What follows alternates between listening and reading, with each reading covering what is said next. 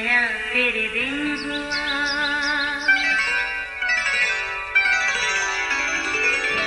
नया फिर दिन हुआ, पुरानी रात का करे सो शुक्र हम खुदा की जात का, खुदा की जात का नया फिर दिन हुआ।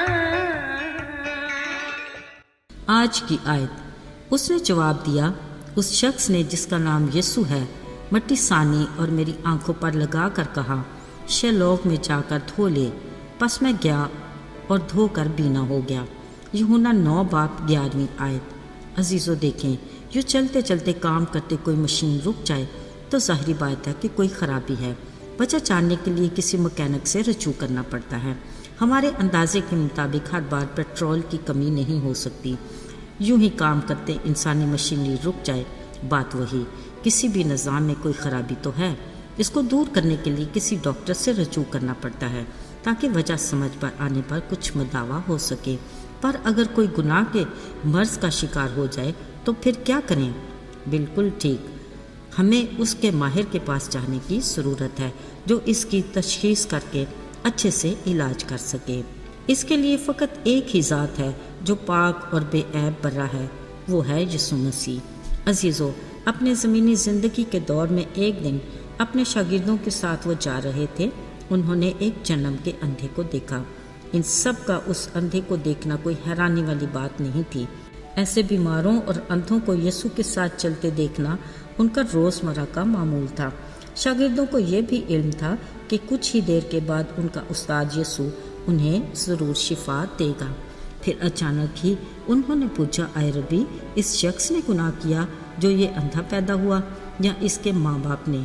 शायद शागिर्द ये सोच रहे थे कि इसका अंधा पैदा होना इसके या इसके माँ बाप के गुनाह की सज़ा है, मगर माहिर उस्ताद ने बताया ऐसा नहीं, बल्कि उसकी ये बीमारी इसलिए है कि खुदा के काम इसमें ज़ाहिर हों, मतलब इसकी शिफा से खुदा के नाम को जलाल मिले। असल में तो शागिर्दों का सवाल भी नाजायज़ नहीं था, क्योंकि उनके सामने यीशु ने कई बीमारों को ये कहकर शिफा दी थी कि तेरे गुनाह मुआफ़ हुए, और उसी पल बीमार ने शिफा पाई और किसी को कहा, जा तेरे ईमान ने तुझे अच्छा किया। खैर कुछ भी हो, हर सूरत में बीमार की शिफा से खुदा के अजीम नाम को जलाल ही मिला। अब शागिर्द इस इंतज़ार में थे कि देखें आज इस जन्म के अंधे को कैसे शिफा मिलती है। वो बड़े तजस्सुस से अपने उस्ताद यीशु को देख रहे थे। अचानक यीशु ने ज़मीन पर थूका। उस थूक से मिट्टी सानी और वो मिट्टी अंधे की आंखों पर लगा कर कहा, जा शेलोह के हौज़ में जाकर धो ले। अब शेलोह का हौज़ वहाँ से कितना दूर था अंदाज़ा नहीं। फिर इसमें कुछ शक की गुंजाइश भी थी कि पता नहीं मिट्टी से भरी आंखें धोने से बिनाई आएगी भी कि नहीं। देखा जाए तो ये उस जन्म के अंधे का कड़ा इम्तिहान था। अब देखना ये है कि उसमें कितना सब्र है और उसके ईमान के मेयार का दर्जा क्या है, और ये कि वो कितना वफादार है। अजीज़ों, ये उस जन्म के अंधे के कड़े इम्तिहान के सवालात थे। अब देखना था कि नतीजा होगा क्या। याद रहे, शेलोह का मतलब है भेजा हुआ। गोया शेलोह हौज़ को ये पैगाम था कि यहाँ पर भेजा बीमार खुदा की कुदरत से ज़रूर ही शिफा पाएगा। और फिर हुआ भी कुछ ऐसा ही। उस जन्म के अंधे ने उस हौज़ में जाकर अपनी आंखों को धोया और बीना हो गया।